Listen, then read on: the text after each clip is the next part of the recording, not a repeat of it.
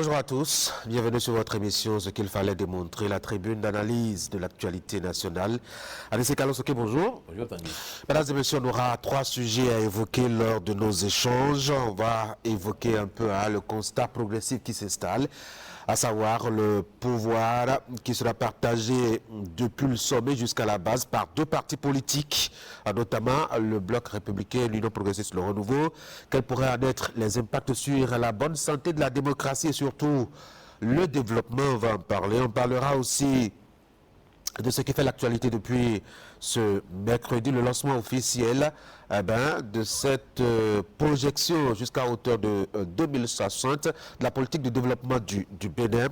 Bénin Perspective 2060, on va l'évoquer donc avec justement son contenu et voir comment est-ce que cela peut aider le Bénin à atteindre des avancées notables, surtout quand on sait qu'on a eu une expérience par le passé qui n'a pas vraiment été très concluante. On finira, si le temps nous le permettait, par des analyses au sujet des nouvelles accusations de Niamey contre Cotonou.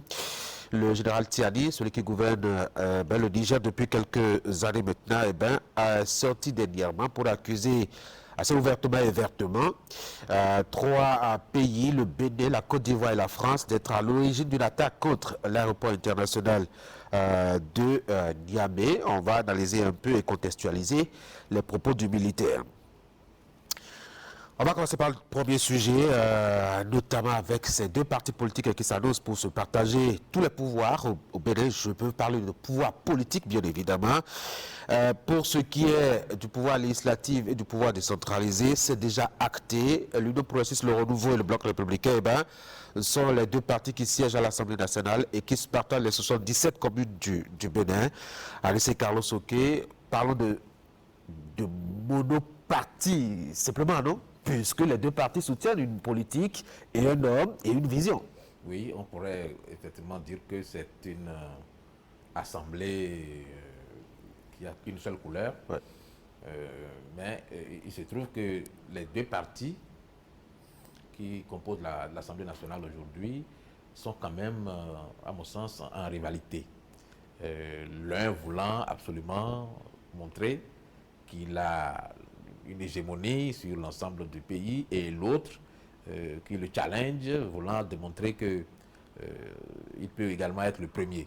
Je crois que ce challenge est un peu dans le sens de la compétition démocratique et peut éventuellement permettre à l'Assemblée d'avoir beaucoup de courants de pensée et en tout cas de positionner l'un ou l'autre des partis comme étant un vivier de compétences et de capacités pour prendre la relève après et gouverner. Donc, oui, c'est vrai qu'il y aura des débats presque dans l'unanimisme parce qu'il n'y aura pas une opposition frontale.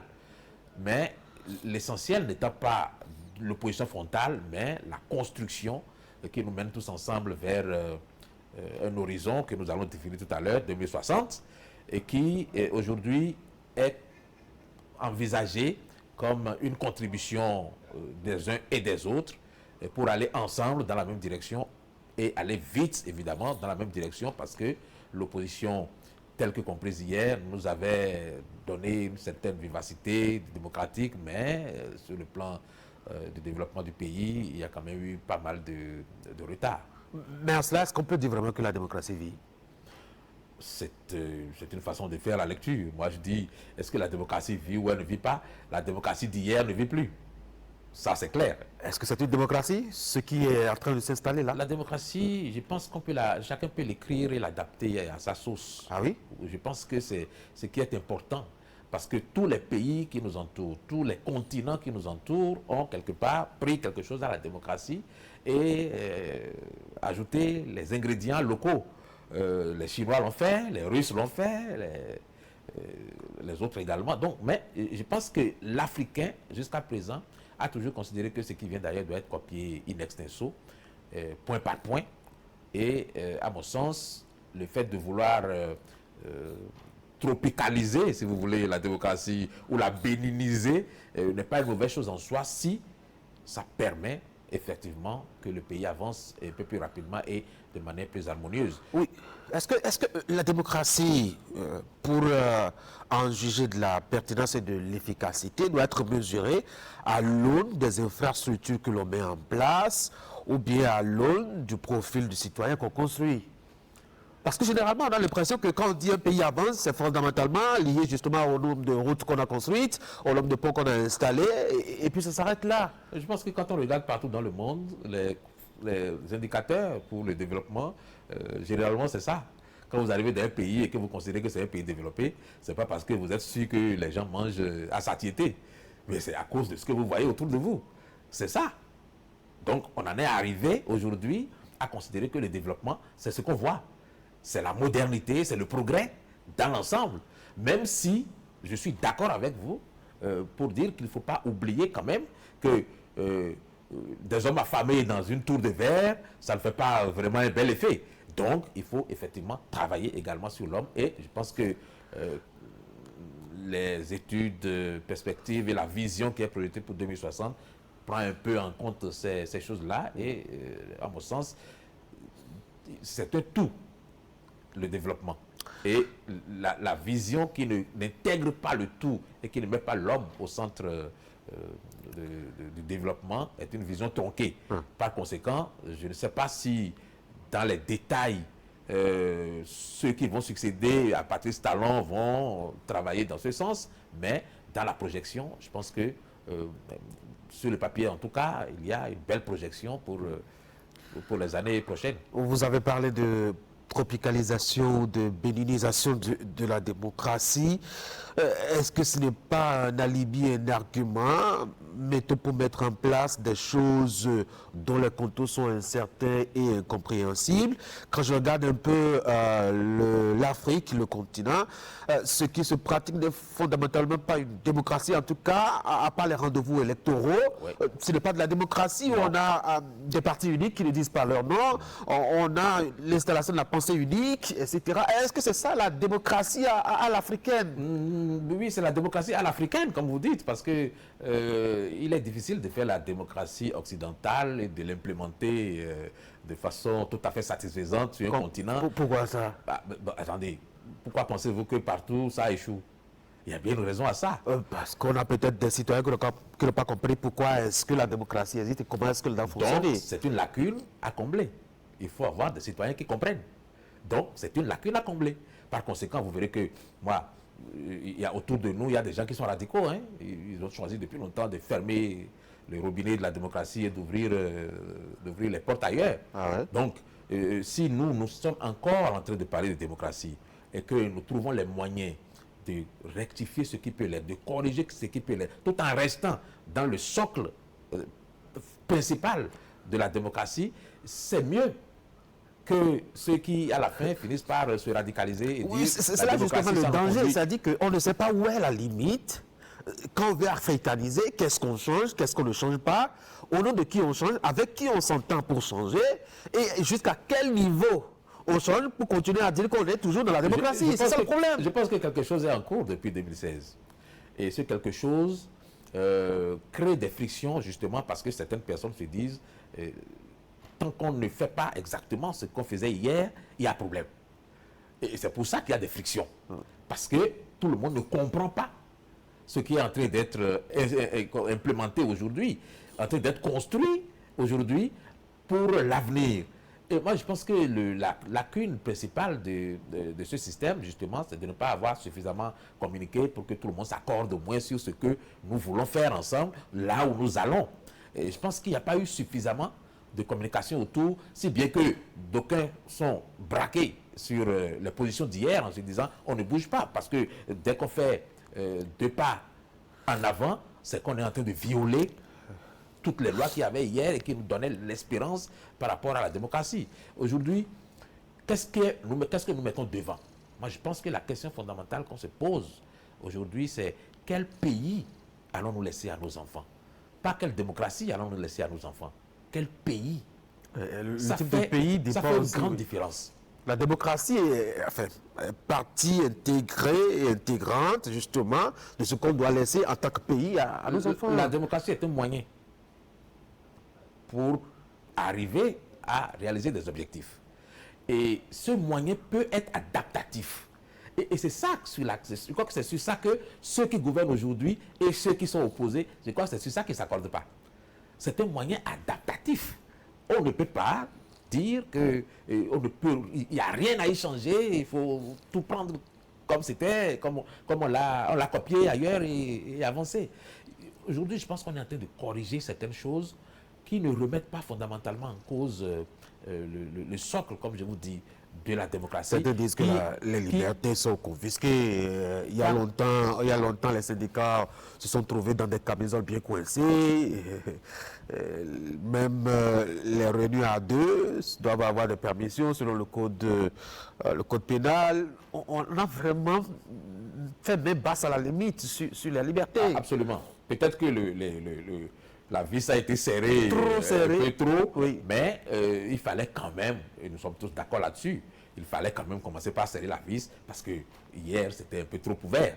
Et je vous l'ai toujours dit, les Béninois ne se plaignent pas du fait que les syndicats ne soient plus en mouvement tous les jours. Ah non, vous ne les écoutez pas justement, ils doivent le dire. Ou si on sait que parfois même il y en a qui ont peur de s'exprimer. Regardez un peu la réaction sur les réseaux sociaux, on a bien l'impression que chacun essaye de garder sa bouche. Vous êtes sûr? Oui. Il y a beaucoup de gens qui s'expriment. Hein? Ah bon? Moi, j'ai le sentiment qu'il y a beaucoup de gens qui s'expriment. C'est sûr. Mais comme je le disais dans l'émission de la dernière fois, ce qu'on dit en toute liberté dans un espace public, ouais. On ne le dit pas en toute liberté dans un espace médiatique. Parce qu'il y a les contraintes liées à la loi et au code du numérique. Donc, il y a des libertés, en principe, pour tout le monde, de dire ce qu'on a envie de dire. Mais lorsqu'on va dans un espace régi par la loi, on est contraint de respecter un certain nombre de principes pour que les personnes qui sont mises en cause ne soient pas froissées et que l'honneur et la dignité du pays ne soient pas traînés dans la boue. Donc, est-ce que, en toute responsabilité, lorsqu'on a envie de parler aujourd'hui, le besoin le plus élémentaire, le besoin le plus important qu'on a, est-ce que c'est de vilipender la gouvernance, est-ce que c'est de vitrioler le président de la République? Est-ce que c'est de jeter l'opprobre sur le pays? Est-ce que c'est ça qui donne l'impression aux citoyens qu'il est libre? Non. Or, c'est sur ces points-là seulement en réalité qu'il y a des problèmes de restriction de liberté. Parce qu'on ne peut plus aujourd'hui se mettre sur la place publique et dire ce qu'on veut de n'importe quelle façon. Et si c'est ça seulement qui donne le sentiment aux citoyens qu'il est libre, je pense que le fait d'avoir bridé ces libertés-là n'est pas une mauvaise chose en soi. Donc, vous parliez du syndicalisme tantôt, mais je pense que le syndicalisme est mort parce que les syndicalistes eux-mêmes n'ont pas trouvé le moyen d'exploiter la possibilité qui leur a été offerte d'occuper un temps comment dire... 10 jours de grève par an, là? 10 jours de grève par an, ça peut faire très mal. Ah bon, à qui? À celui contre qui on fait la grève. Il suffit d'attendre que les 10 jours s'épuisent et puis bon, vous vous remettez au travail, c'est tout. Il a résolu votre problème. Ça, c'est ce que vous pouvez penser. Ah oui? Et c'est ça qui avait cours hier. Les grèves mal pensées. Les grèves qui ne sont pas conçues dans le sens de faire mal. Parce qu'une grève, il faut d'abord savoir choisir le moment. Et il faut savoir choisir la cible. Il faut savoir quels sont les objectifs qu'on veut atteindre. Et croyez-moi, 10 jours de grève dans un pays à des jours précis et à des moments donnés, ça peut faire très très mal. Revenons justement à l'Assemblée nationale.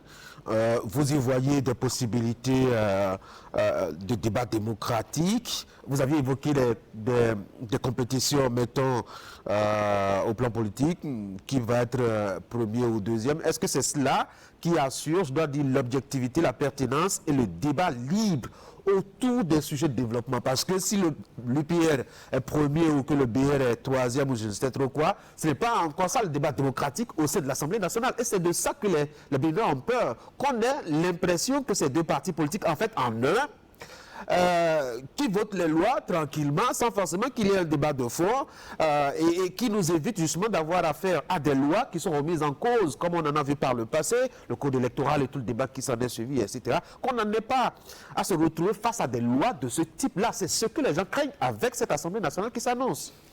Ce serait dommage que nous ayons une assemblée dans laquelle les personnalités qui siègent ne s'expriment pas. Et s'il en était ainsi, ce ne serait pas la faute à la loi, ce serait la faute aux hommes. C'est trop facile ça, non? C'est pas trop facile. Le contexte, il est là.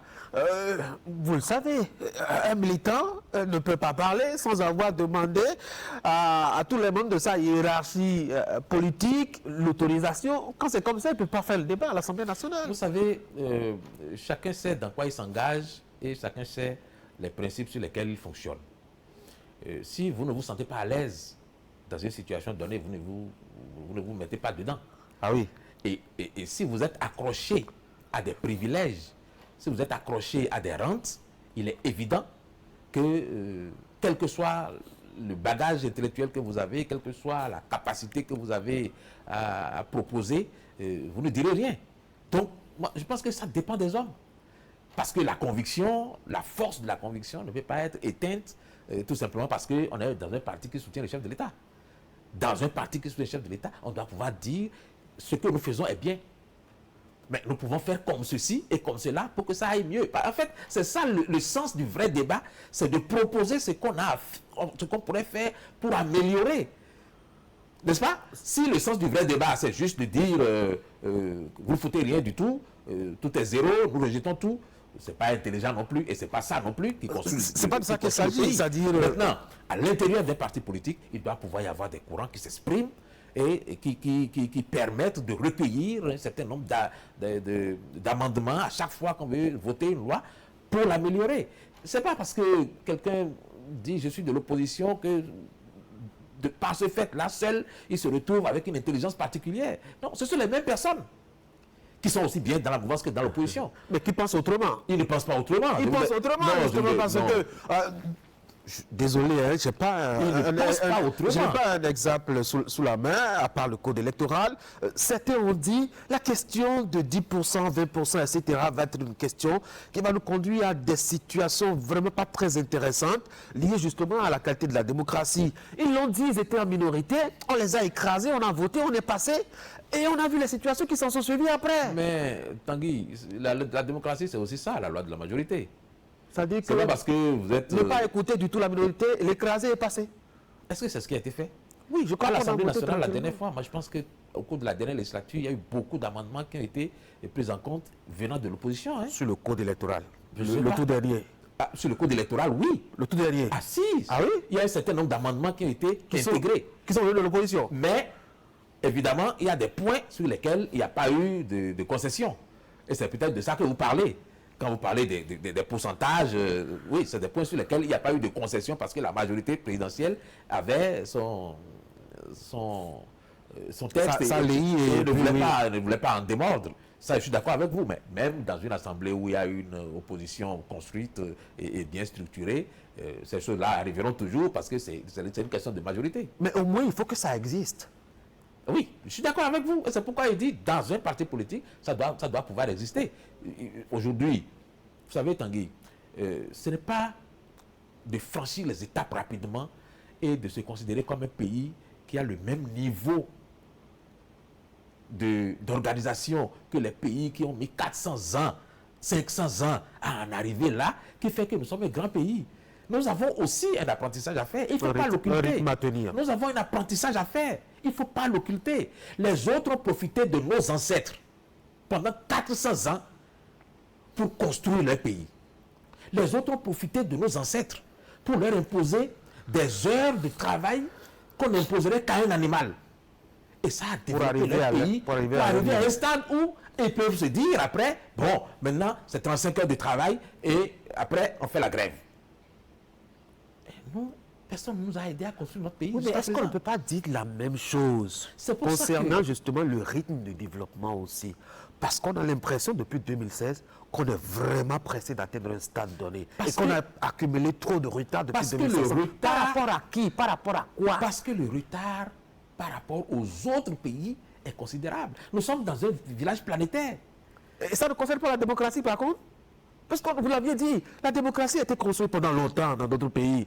Ok, d'accord. Donc on a notre chemin à faire.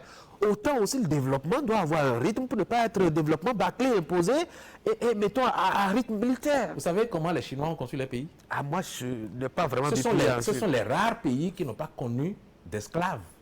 C'est-à-dire qu'on n'a pas déporté d'esclaves en Afrique pour la Chine. Et ce sont eux-mêmes, les Chinois, qui ont trouvé le moyen de s'esclavagiser, de travailler comme des esclaves. Ils ont mis 50 années à franchir des étapes qu'un pays démocratique ne franchira jamais. Parce que, comme je vous l'ai dit, les syndicats vous diront 35 heures de travail, après c'est la grève. Chez eux, il n'y avait pas ça. Ils ont travaillé comme des bêtes de somme. On a fait des abattements sur les salaires. Et on a dit, même si c'est petit, vous prenez.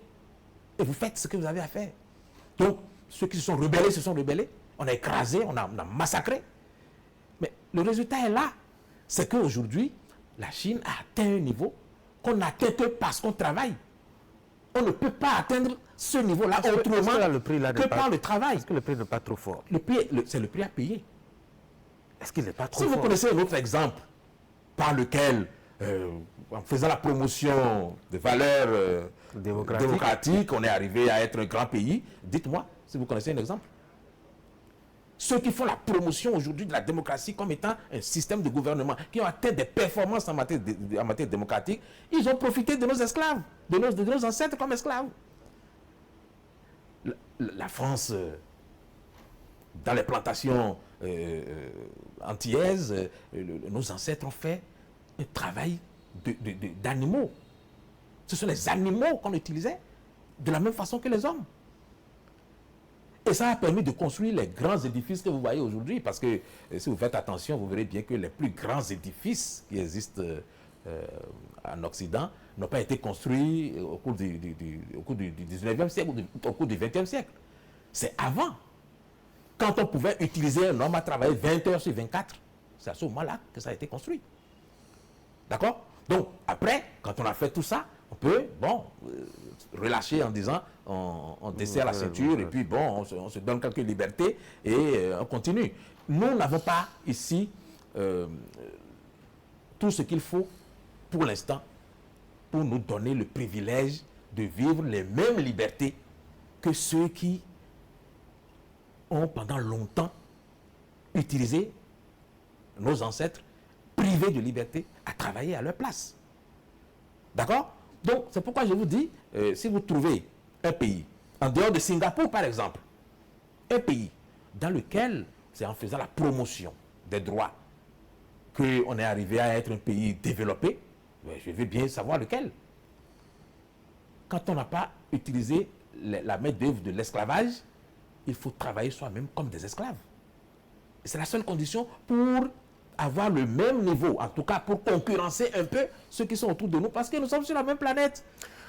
Avec l'Assemblée nationale qui arrive, quelle est la sécurité qui est garantie au sujet des lois qui seront votées? Parce qu'il y a beaucoup de lois qui ont été votées, malgré la présence minoritaire de l'opposition, qui ont été votées pendant la mandature dernière et qui posent véritablement problème et qui sont en tout cas sujets à discussion. La loi, j'ai voté le code pénal, la loi sur les organisations de la société civile, il y a beaucoup de lois, la loi sur l'embauche, c'est pas la précédente mandature qui a voté là. Quelle est la sécurité qu'on a que ces deux partis qui veulent se retrouver à l'Assemblée nationale ne vont pas voter des lois dans la seule perspective de continuer à installer peut-être un système qui va continuer à appartenir à deux partis politiques sur des siècles et des siècles? Il faut espérer que le Sénat soit effectivement opérationnel. Le Sénat n'est pas un pouvoir d'opposition, ni un pouvoir législatif. Mais le Sénat a la possibilité d'attirer l'attention sur un certain nombre de choses. Et ceux qui sont dans ce Sénat sont investis d'une confiance, a priori, de neutralité. A priori, de neutralité, qui peut peser lourd dans les observations qu'ils peuvent avoir à faire. N'est-ce pas?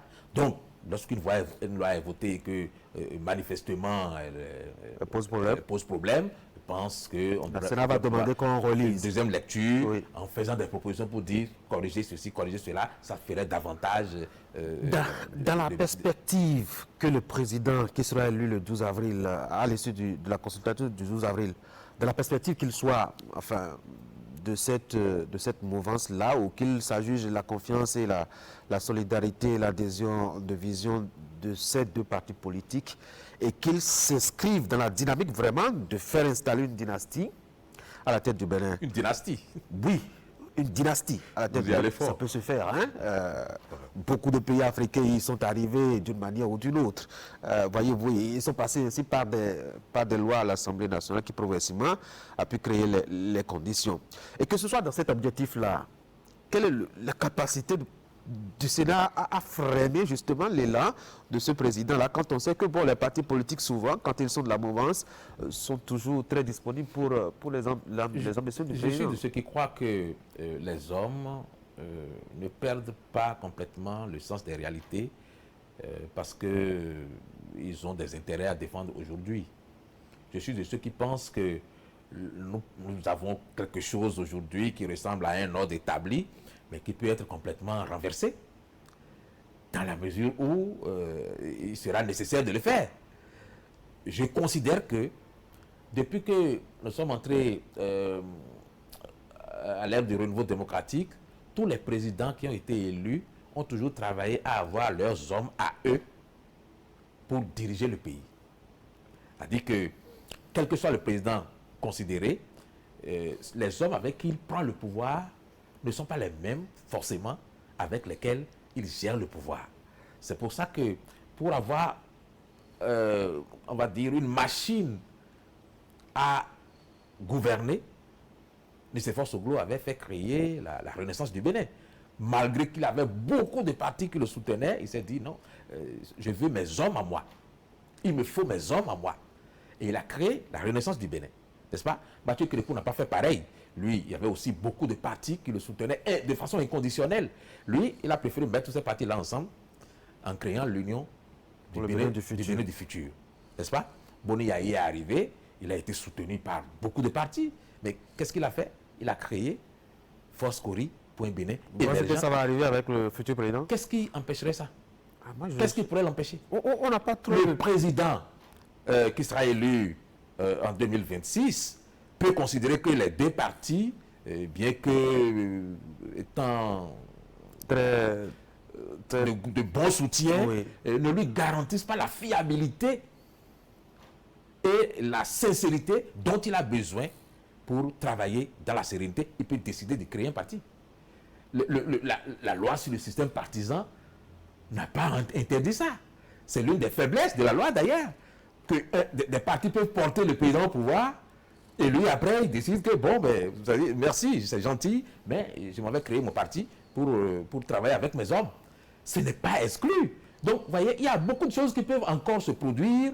Et moi, je suis de ceux qui pensent que la configuration que nous avons aujourd'hui, les deux partis à l'Assemblée nationale qui soutiennent l'action du chef de l'État, ne restera pas longtemps telle qu'elle. Il y aura forcément un chamboulement où, dans tous les cas, il y aura un parti qui affrontera l'autre parce que, dans tous les cas, même s'il n'y a pas de changement jusqu'aux prochaines élections, on ne peut pas avoir des partis qui, chaque fois, s'embrassent et se disent nous sommes des frères et on continue.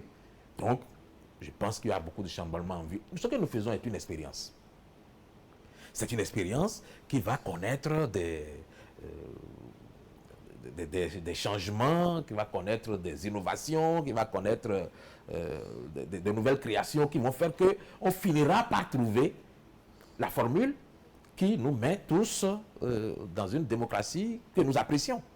Aujourd'hui, il y a beaucoup de choses qui sont combattues, qui sont rejetées. Mais je constate que ceux qui rejettent ça ne sont pas massifs non plus, ils ne sont pas nombreux. Parce qu'autour du chef de l'État, je vois aujourd'hui presque toute la classe politique. Et surtout la vieille classe politique, qui, à un moment, a dû considérer que ce qui se fait aujourd'hui, il fallait le faire. Peut-être qu'ils ont arrêté de parler, d'observer, voir. Non, j'ai lu un article hier sur quelqu'un qui pensait que ces grands hommes que nous apprécions hier ont jeté leur fierté aux orties et qu'ils ont complètement trahi. Peut-être qu'ils sont fatigués et par qu'ils sont l'âge. trahis. Par Non, l'âge. non, je pense qu'il ne faut pas faire le procès à tout le monde d'avoir trahi. Et peut-être qu'ils font partie de ceux qui comprennent mieux et qui, depuis le début, soutiennent l'action du chef de l'État. Vous voyez bien qu'il y a des ténors de la classe politique qui, depuis le début, sont dans la mouvance présidentielle et soutiennent l'action du chef de l'État. Notamment l'ensemble des présidents de l'Assemblée nationale. Tous ceux qui ont présidé l'Assemblée nationale depuis 1990 sont avec la mouvance présidentielle. Est-ce que ce sont des traîtres pour autant? Non. Donc, c'est que quelque part... Ils ont toujours été dans la mouvance, hein, depuis toujours. Adrien Mbedi Oui, je crois que a été devant tout le monde, devant Dieu, devant les hommes, en 2016, il a juré que même si c'est Mouton qui s'installait à la Marina, qu'il serait de la mouvance. parce qu'il a fini de faire sa part de sacrifice dans l'opposition. C'est une question de sacrifice. Il venait de faire plus de 15 ans dans l'opposition. 25 ans. Ça suffit quand même. Il faut que quelqu'un d'autre le fasse. La preuve, c'est que vous voyez bien que depuis que lui n'a plus fait l'opposition de façon rigide, plus personne n'est resté un vrai parti d'opposition. Ah oui? Tous ceux qui ont tenté, vous avez vu que... Non, on a eu en face une mouvance qui a eu des stratégies qui n'avaient pas été utilisées par le passé et qui a permis à Adrien Mbedi de garder la ligne de parti politique de l'opposition pendant tout ce temps. Mais est-ce que vous prêtez à Adrien Mbedi Je ne prête rien à Adrien Mbedi. J'analyse les conditions dans lesquelles il a été parti de l'opposition, il a dirigé le parti de l'opposition et les conditions dans lesquelles les autres ont dirigé les partis. Oui, parce que le même Adrien Mbedi, nous l'avons vu il n'y a pas si longtemps que ça, animer une sorte de rébellion à l'intérieur de la mouvance présidentielle. Ça fait 2 semaines à peu près. Hein. Et puis ça s'est détruit. Et puis, lors de sa dernière sortie médiatique, nous l'avons entendu dire, il a fallu que je m'explique. Il s'est obligé à des explications. Que j'écoute le président de la République pour comprendre le sens véritable dans lequel il fait ce qu'il fait. Bon. Et quand il le dit, oui. Et qu'après, les efforts Soglo le dit, et qu'après, un certain nombre de personnes qui sont supposées quand même être des voix qui comptent le disent, c'est que quelque part, il n'y a pas que de mauvaises choses qui sont faites. Oui. Et je pense qu'on gagnerait à expliquer davantage ce qui s'est fait pour que le plus grand nombre de Béninois comprennent davantage et adhèrent. Parce qu'une chose est de comprendre et l'autre est d'adhérer et de travailler véritablement à contribuer à la construction du pays. Alors, la même chose sur les 7 prochaines années pour ce qui est donc de la décentralisation au niveau des communes. Si vous êtes un maire, soit vous êtes un élu BR ou vous êtes un élu UPR. Et je pense qu'il arrivera bien un moment où on fera le bilan et où on se dira, bon, les maires BR ont une certaine efficacité par rapport aux maires UPR. Donc prochainement, nous allons préférer un maire UPR dans notre commune plutôt qu'un maire BR, à l'image de ce qui s'est passé à Mais la liberté entre 2 choix n'est pas une liberté. Il peut toujours y avoir d'autres choix. Ah bon? Personne n'a interdit la création d'un parti politique au Bénin. Oui, mais pour l'instant, ceux qui sont à l'œuvre, on les voit, c'est à l'œuvre qu'on peut apprécier justement qui peut être efficace, qui ne peut. C'est pour ça que je vous dis, à terme, il y aura un bilan et après les gens vont se dire, bon, pendant les 7 dernières années, le maire BR que nous avons élu était calamiteux, le parti n'a pas trouvé mieux à proposer et donc la prochaine fois, nous allons préférer prendre un maire UPR ou alors un maire d'un autre parti qui serait peut-être en lice. Est-ce que la course ne serait pas biaisée dès le départ parce que si ces 2 maires qui sont en fonction, ils ont le temps de profiter justement de leur fonction, ça peut ne pas s'empêcher, pour davantage asseoir soit leur hégémonie, soit leur conquête sur le terrain pendant cette année, où les autres partis qui vont certainement venir vont traverser une période de disette, de vaches maigres, de difficultés à rallier les militants. En politique, il n'y a rien d'acquis. Ah oui? Rien n'est acquis en politique. Et ceux qui étaient les maîtres de terre hier ne le sont plus aujourd'hui. Oui, avec le temps, parce que bon... C'est bien de ça que je vous parle. En 7 ans, un maire a le temps de devenir complètement impopulaire. Ah bon? Complètement impopulaire. À moins que son travail permette d'apprécier positivement son mandat. Sinon, en 7 ans, le maire a le temps de devenir totalement impopulaire. Et cette impopularité peut affecter son parti politique. Qu'est-ce que cette configuration peut apporter vraiment quelque chose de positif dans la gouvernance locale, la qualité de la gouvernance locale? C'est pour ça que je parlais de challenge. Je pense que les hommes politiques entre eux doivent se dire, nous sommes de tel parti, nous ferons en sorte que les citoyens aient le sentiment que nous sommes les meilleurs, que nous avons les meilleures propositions, que nous avons les meilleurs hommes, et qu'au sein du conseil communal, nous nous distinguons par une certaine efficacité. Et en dehors de ça, qu'est-ce que les conseillers faisaient? Ils ne faisaient pas grand-chose.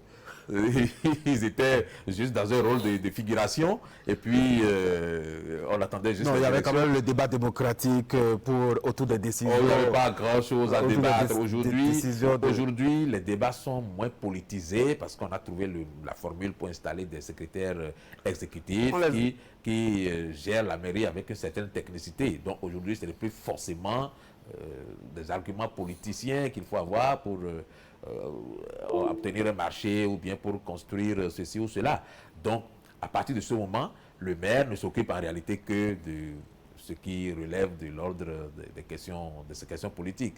Et si le parti, comme on le voit à certains endroits, arrive à décevoir, c'est forcé que au cours de la prochaine élection, le maire là va partir en courant et c'est son parti qui sera sanctionné parce que si lui part, c'est un autre parti qui vient. Est-ce que le parti a besoin forcément de faire... Enfin, est-ce qu'on a besoin forcément de faire, mettons, partir le parti pour la sanction? On a vu dans des localités où, mettons, on n'a pas beaucoup apprécié la gestion d'un maire.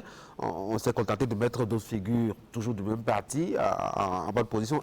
Il est que c'est toujours le même parti. Évidemment, c'est de ça que je vous parle. Parce qu'à la fin, c'est le bilan du parti. Et c'est le bilan du parti qui sera apprécié. Mais en quoi est-ce que le parti a un poids dans la conduite et le comportement du maire qui est en place? Parce que si les résultats du maire l'engagent, il faudrait trouver un moyen pour que, justement, le maire puisse porter dignement et convenablement les couleurs du parti. C'est déjà le parti qui désigne le maire. Ah, ça ne suffit pas. Et quand... Ah oui, ça suffit. Non, ça ne suffit pas. Non, à l'œuvre, c'est ça. Parce que quand il est élu, je ne sais pas quelle est la machine qui peut l'arrêter tout de suite. Ah non, c'est ça qui vous engage. Parce que la prochaine fois, c'est le parti qui vous désirera encore. Et si le parti estime que vous avez été extrêmement décevant, quelqu'un d'autre sera désigné et pas vous. Et personne n'a envie d'être lâché pour un concurrent. Donc, quand c'est le parti qui vous désigne, vous savez que c'est le parti qui est engagé et que c'est l'action du parti qui sera appréciée à la tête de la commune. Vous avez intérêt à faire en sorte que le parti ne soit pas désapprouvé, parce que sinon, vous perdez la prochaine élection, ça c'est sûr. Parlons de notre deuxième sujet.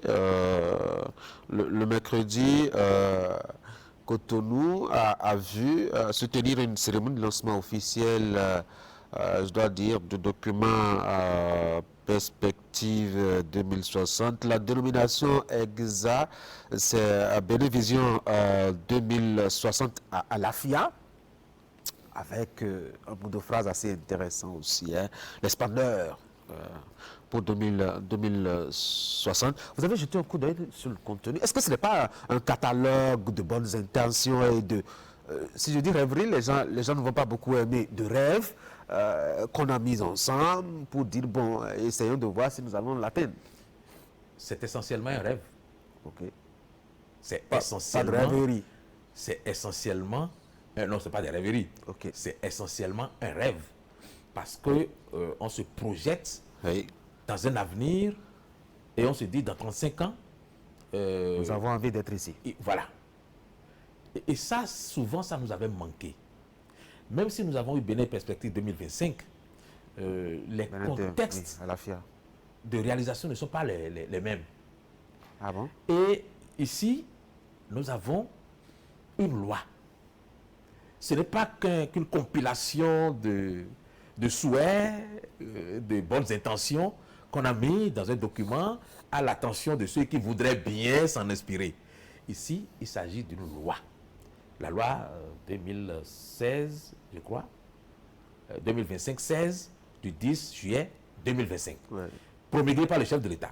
Donc, c'est une loi qui oblige toute personne qui vient au pouvoir désormais à considérer que nous avons une boussole et que nous n'avons plus dans tous les sens. Et que la vision a été projetée, non pas parce que le chef de l'État s'est assis dans son bureau pour dire « voilà ce que je veux ». On a réuni des experts qui ont travaillé avec méthode, on a associé les citoyens, on a associé tous les corps, pratiquement de tous les corps civils et même militaires, et on a travaillé avec les intentions que chacun a pu exprimer et les bémols que chacun a pu mettre, les réserves que chacun a pu émettre pour en arriver à un document qui nous projette dans un rêve réalisable. En fait, c'est un rêve réalisable. Parce que ça tient compte de nos capacités, ça tient compte de nos spécificités, ça tient compte de notre histoire et ça tient compte des objectifs qui ont été fixés. Et c'est décliné aujourd'hui en des points de progression qui obligent n'importe quel gouvernement aujourd'hui à travailler dans le sens d'atteindre les objectifs qui ont été fixés. Parce que par le passé, qu'est-ce qui se passait? Nous avions des gouvernements qui créaient des projets, ou enfin, qui avaient un programme de gouvernement à l'échelle de leur mandat. Et lorsque leur mandat est fini, tout ce qu'ils ont pu faire n'entre plus en ligne de compte dans le programme du prochain président qui arrive et qui n'en assure plus la continuité, mais qui peut tout reprendre. Aujourd'hui, nous avons une boussole qui nous permet d'être dans la continuité et de ne pas être dans les remises en cause perpétuelles, dans les retours en arrière qui nous freinent. Et c'est en cela que la vision 2060 est intéressante. J'ai regardé quelques images, j'avoue que je les ai trouvées surréalistes parce que quand même, quand je regarde la ville de Boïkon, la ville de Poubet, la ville de... c'est des cités futuristes, et on pense que le niveau du rêve a été élevé, tellement élevé que ça pourrait paraître irréalisable. Mais la vérité, c'est que quand on avait vu les maquettes du gouvernement de la rupture, beaucoup de personnes s'étaient dit au départ, ça ne risque pas d'être réalisé, c'est impossible. Et pourtant, vous avez bien vu que tout a été réalisé. Donc, quand on le pense, quand on décide de le faire, on peut le faire. Et le mérite, je pense, du gouvernement actuel est d'avoir permis que ce rêve collectif soit matérialisé par un document concret qui servira de boussole à tous les successeurs. Quand on connaît notre rythme effréné à violer nos lois, vous avez dit que c'est une loi qui postule justement à la naissance et à la mise en œuvre de cette vision, de cette idée. Et j'ai dit qu'on a une fréquence à violer nos lois. Quelle est la garantie qu'on a que celui qui viendra après va s'inscrire justement dans cette dynamique-là? Oui, déjà, il y a un mécanisme de contrôle et d'évaluation qui est prévu par la loi. Donc, il ne s'agit pas juste de dire, bon, la loi est là, celui qui veut suivre... Qui fait l'évaluation? Non, tout est prévu. Il y a un certain nombre de personnalités qui constituent un comité, un peu comme vous avez des commissaires aux comptes, qui, à un moment, s'asseyent pour dire, bon, quand on fait l'évaluation, par rapport à votre gouvernance, vous êtes en retard par rapport à ceci, vous êtes en retard par rapport à cela. Et ils obtiennent le pouvoir de qui? Je pense que la loi a prévu d'installer ce comité. Ce n'est pas un pouvoir en réalité. Okay. Vous faites une évaluation et vous faites observer au président. Et qui n'oblige en rien le président? Ça n'oblige en rien. Okay. Ce qui l'oblige, c'est le suivi que font tous les citoyens. Et c'est en cela que la vulgarisation d'un tel document devient une nécessité pour que moi, vous et n'importe qui d'autre, nous sachions ce que nous avons prévu de réaliser d'ici 10 ans, d'ici les 10 prochaines années, et que nous sachions que le président a l'obligation d'atteindre tel niveau par rapport aux différents pans de la vie nationale. Et si nous ne le savions pas, il peut toujours nous vendre des petits rêves en disant qu'il réalise des miracles. Mais si nous le savons d'avance et que nous le poussons à l'effort et que nous l'obligeons à atteindre les objectifs, il est obligé, évidemment, lui aussi, de travailler à ce que nous puissions... Et comment est-ce que nous l'obligeons à faire l'effort quand déjà, on a un Parlement avec deux partis politiques qui peuvent se dire à n'importe quel moment, oui, nous adhérons totalement, intégralement à la vision du chef de l'État. Deux, que nous avons dans justement notre Constitution ou dans nos lois une période qui est bien prévue et qui s'appelle la trêve politique. Quand on a ces syndicats très timorés, ces médias très timorés, très absents sur les débats importants, quand on a des partis politiques qui ne peuvent pas avoir la poignée pour, mettons, candidat, on dirait, enfumer le président, quand il n'a pas ces pressions, comment ça se fait? Comment il atteint les résultats? Quand il n'a pas ces pressions, il a toujours la pression des citoyens qui peuvent remettre en cause sa capacité. Ah, comment? Il va remettre son mandat en jeu. Oui, mais vous l'aviez dit plusieurs fois sur ce plateau, les élections en Afrique, c'est parfois des formalités. Oui, mais c'est aussi pour ça que je vous parlais des hommes. Oui. Vous savez, ce n'est pas parce qu'on avait des tiraillements hier que ça nous aidait à avancer. Ce n'est pas parce qu'on avait des blocages que le pays se portait mieux. Ce n'est pas parce que à l'Assemblée nationale, on se crêpait les chillons que la gouvernance était meilleure. Le mécanisme était prévu depuis toujours pour que rien n'arrête le président de la République dans le déroulement de son programme d'action. Et même lorsque nous avons eu les partis d'opposition les plus virulents, les plus violents, le pays n'a jamais cessé d'avancer au rythme du président de la République et selon la volonté du président de la République. Il y a peut-être eu des blocages et c'est ça qu'il faut déplorer et c'est pour ça qu'il ne faut pas regretter qu'il y ait une façon de concevoir la politique aujourd'hui qui suggère une certaine trêve. Parce que les blocages qu'on avait hier ne nous arrangeaient pas. Et c'est vrai, je vous l'ai dit, du point de vue de la démocratie, tout le monde nous saluait, tout le monde applaudissait. C'était fantastique d'avoir un pays d'Afrique qui donnait la chance à tout le monde de s'exprimer et même d'agir à sa guise en toute liberté. C'est une bonne chose. Mais après, nous avons un pays à construire et le rythme auquel avance un pays dépend aussi du rythme auquel les hommes politiques décident de le laisser avancer. Si les blocages sont permis, il y aura des blocages. Parce que le rôle de l'opposition, c'est de faire en sorte qu'il y ait des blocages. Le rôle de l'opposition, c'est de faire en sorte qu'il y ait des obstacles insurmontables pour le gouvernement. C'est ça le rôle de l'opposition. Bon, ce n'est pas ça qui est la meilleure chose à souhaiter aujourd'hui si nous avons des objectifs qui nous attendent, que nous avons fixé un horizon et que nous devons atteindre cet horizon-là en allant au pas de charge, en travaillant vraiment comme des esclaves. Il est important que nous comprenions que nous devons travailler, mais vraiment comme si nous étions des esclaves. Et c'est en obtenant finalement ces résultats-là qu'on se dit, bon, nous sommes un grand pays, et nous en avons tous le mérite, aussi bien la mouvance présidentielle que l'opposition, tous ceux qui contestaient et tous ceux qui travaillaient à faire prévaloir le développement. Donc, il y a eu des pays qui nous ont dévancés sur ce chemin-là. Nous avons tout intérêt à les copier parce que le chemin pour aller vers ces perspectives-là n'est pas diversifié. Il n'y a qu'un seul chemin, c'est le travail. Et tant que nous ne travaillons pas, tant que nous sommes dans la distraction, tant que nous sommes dans les libertés qui nous bloquent, nous n'atteindrons jamais assez tôt les objectifs que nous nous fixons. Quand vous regardez Bénin à la perspective 2025, vous voyez bien que quand on évalue, on n'a pas fait la moitié du chemin.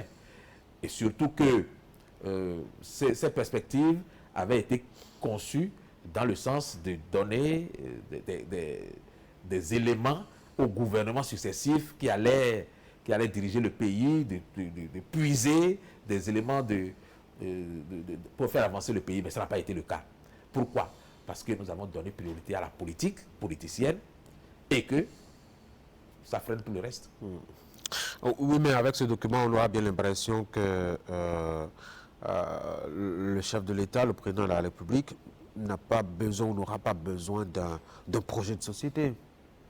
Il a besoin d'un projet de société qui sera calqué sur ses objectifs. Parce que, n'oubliez pas, le système des Nations Unies et beaucoup d'autres organisations font partie des organismes qui nous donnent des indicateurs qui nous obligent à mettre dans les programmes de gouvernement. Vous verrez bien que quand nous avons un programme pour l'éducation nationale, on vous dira, nous voulons atteindre tel objectif. Ce sont des objectifs qui sont fixés par les Nations Unies. Et nous les intégrons dans nos programmes parce que nous n'avons pas le choix. Vous voyez, nous pouvons avoir nous-mêmes des objectifs. Et c'est en cela que ma curiosité est aiguisée. Ce que nous avions prévu, en quoi est-ce qu'il est totalement indépendant? Et alors là, totalement indépendant justement des caps que se fixent les institutions de Bretton Woods et qui nous dictent parfois des objectifs qui ne sont parfois n'ont aucun lien avec ce qui est bien pour nous et pour notre avenir. Parce que théoriquement, les caps que nous nous fixons nous-mêmes sont tous supérieurs aux caps que les autres nous fixent. Les autres fixent un cap général en tenant compte des pays qui avancent et des pays qui stagnent. Ils tiennent compte d'une moyenne. Et nous, lorsque nous nous fixons des caps, nous allons au-delà de tout ce que ces organismes-là peuvent fixer dans tous les domaines. Et c'est pour ça qu'il est intéressant pour nous d'avoir un tel programme qui nous permet d'aller plus vite que la plupart des pays qui attendent de suivre les caps qui sont fixés par les organismes internationaux. Oui, mais le danger qui guette l'application, la mise en œuvre et la réalisation peut-être de ces objectifs-là, c'est le danger de la capacité de la population à accepter de continuer à faire le sacrifice. Si ailleurs peut-être la Chine ou les Chinois ont pu faire 50 ans de sacrifice pour être là où ils sont, est-ce qu'on a préparé le Béninois à faire autant de sacrifices depuis 2016? Certainement que vous l'entendez. Il y a beaucoup de enharnement qui montre que certains sont vraiment fatigués de ce qu'on leur demande. Oui, je pense que vous avez raison là-dessus. Et je pense aussi que les Chinois non plus n'ont pas été conscientisés pendant longtemps parce qu'il y a eu des révoltes qui ont été battées. Donc, il faut à un moment que, à la tête du pays, il y a des on espère qu'on n'arrivera pas à mater des gens. On n'arrivera pas là. Il faut à un moment qu'il y ait à la tête du pays des personnes qui soient éclairées et qui se disent il y a des moyens par lesquels nous pouvons construire ce pays et le construire rapidement. Bon, en faisant le moins de dégâts possible. Mais je pense qu'on ne peut pas éviter tous les dégâts non plus, parce qu'il y a toujours des citoyens qui se disent ce qui se passe là, je ne suis pas d'accord avec. Et ces citoyens-là font parfois des mouvements qui se heurtent à la force, à la puissance politique, à la puissance publique. Notre troisième sujet, j'espère qu'on aura beaucoup de temps pour évoquer la dernière sortie du général Tiani. Il y a quelques jours, alors que tout semblait se dérouler normalement, ceux qui étaient dans les environs de l'aéroport international de Niamey ont été surpris par des bruits et des coups de feu. Il y a eu une agression, puis quelques heures après, le contrôle a été fait et maintenu. Seulement que le lendemain, le militaire qui dirige Niamey est sorti pour dénoncer, je dois dire, le sponsoring, c'est son mot, de certains États à l'action qui a été déployée contre son pays. Et parmi les sponsors dont il a évoqué nommément les noms, il y a Cotonou de Patrice Talon, Abidjan de Alassane Dramane Ouattara et Paris d'Emmanuel Macron. C'est définitivement acquis ou fixé que entre Tiani et Talon, ça ne peut plus s'entendre jusqu'à la fin. Ah, ça c'est évident. C'est évident, d'autant que la forme que ce message a pris est inédit. C'est assez surréaliste de voir un chef d'État faire ce genre de déclaration de façon aussi légère. Surtout que l'événement était tout à fait récent et que personne n'avait encore fait la moindre enquête pour s'assurer que d'où viennent les choses. On avait des éléments et des indices. Mais c'est un militaire, il a des renseignements peut-être à sa disposition. Il connaît les manifestations de quelques organisations et d'où est-ce que ça peut provenir. Je pense que même quand on est sûr, on fait des enquêtes. Okay. Il est nécessaire de faire des enquêtes. Et tant qu'on n'a pas fait d'enquête, comme disent les militaires, on n'a pas droit à la parole. Il faut d'abord faire l'enquête avant de dire, bon, maintenant je suis sûr de ce que j'ai découvert et je peux parler. Et encore, à ce moment-là, ça prend une certaine forme. Ça ne prend pas la forme d'une menace directe. Est-ce qu'il faut le lui reprocher? C'est un militaire. Il ne connaît que l'ordre et la discipline. C'est un militaire, mais c'est un chef d'État. Et à partir de ce moment qu'il est un chef d'État, il doit se conformer au protocole qui est d'usage à la tête de tous les États du monde. Donc, il y a une façon de dire ces choses-là, pas de menacer publiquement, comme ça, des chefs d'État en disant « je vais rugir ». Quand vous dites « je vais rugir », c'est un peu comme si le feu va tomber, le ciel va tomber sur la tête de ceux dont vous avez cité les noms. On observera que le général Tchiani ne considère pas que le Bénin a un problème avec lui. Il ne considère pas que la Côte d'Ivoire a un problème avec lui. Il ne considère pas que la France a un problème avec lui. C'est là où la nuance est. Ce sont les hommes qui sont à la tête de ces États qui lui posent problème. Oui. Et à ce moment-là, je pense qu'il se trompe. Pourquoi? Il se trompe parce que quand on considère le cas du Bénin avec celui du Niger, oui. Patrice Talon, quand il est venu au pouvoir, ce n'était pas le général Tchiani qui était au pouvoir. N'est-ce pas? Il a connu deux prédécesseurs du général Tchiani. Et les rapports entre le Bénin et le Niger étaient d'une cordialité exceptionnelle. Le président Issifou était un grand ami du Bénin. Le président Bazoum était encore un ami plus grand. Donc, le problème, ça ne peut pas être Patrice Talon parce que les prédécesseurs de Tchiani avaient les meilleurs rapports avec le Bénin. D'où sont-ils que subitement Patrice Talon a envie de détruire le Niger, a envie de faire tomber le Niger, a envie de... Patrice Talon n'a pas eu les mêmes comportements avec les deux prédécesseurs et que, comparaison n'étant pas raison, les conditions dans lesquelles Tchiani est venu au pouvoir et les réactions de Patrice Talon après ont peut-être envenimé ou pourri l'atmosphère entre... Je pense que le général Tchiani a besoin de carburant pour faire tourner son moteur. Et la crise qu'il alimente avec le Bénin, avec la Côte d'Ivoire et notamment avec la France font partie de ces énergies qu'il utilise pour alimenter son moteur qui, manifestement, sur le plan national, a des difficultés à donner des performances par rapport aux attentes des citoyens. Et je pense que ça donne le prétexte à un président d'asseoir son pouvoir et même de prendre des mesures radicales à l'intérieur pour durcir son régime, pour asseoir son régime et pour demeurer... Est-ce que dans la réalité, vraiment, il n'y a pas de menace qui plane sur le Niger? Moi, vous savez, je ne suis pas dans les cercles de pouvoir, Okay. Mais s'il y avait des menaces qui planaient sur le Niger, ces menaces auraient été mises à exécution depuis longtemps. Combien de temps faut-il pour agresser le Niger? Il faut combien de temps de préparation? Non, peut-être pas, peut-être à la trompe. Mais s'il faut être un peu pudique, non, même en étant pudique, un peu subtil, même en étant on n'y va pas le jour. On n'y va pas le jour. Ça fait combien de temps que le général Tchiani, il y a 2 ans, dit que le Bénin menace? Il faut 2 ans de préparation pour... Oui, mais s'il est éveillé, que peut-être ces récriminations, ces accusations, etc., j'en sais rien, qui font que le Bénin est entre-temps, et entre griffes, hésiterait, ça ralentit au moins l'action. Oui, mais vous voyez d'où nous sommes venus. Oui. Nous sommes déjà partis des bases militaires françaises qui seraient installées partout au Bénin. Aujourd'hui, tout le monde trouve l'idée même ridicule. Et nous sommes partis après de bateaux, d'aéronefs qui se seraient garés à Tourou. Et pour ces aéronefs-là, on garde une frontière terrestre fermée. Comment, dans un camp militaire, dans une base militaire aérienne, base militaire étrangère où il y a des vecteurs aériens, qui sont capables même du Bénin de toucher des cibles au Niger. Vous fermez une frontière, vous la gardez fermée parce que vous dites que vous craignez une agression. Ça n'a aucun sens.